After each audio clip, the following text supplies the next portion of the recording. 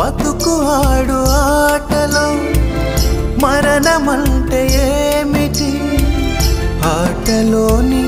అలుపు వంటి చిన్న మలుపులే జీవితాన్ని అందక జీవమెళ్ళిపోదులే ఆరిపోని అణిగిపోని చిరంజీవిలే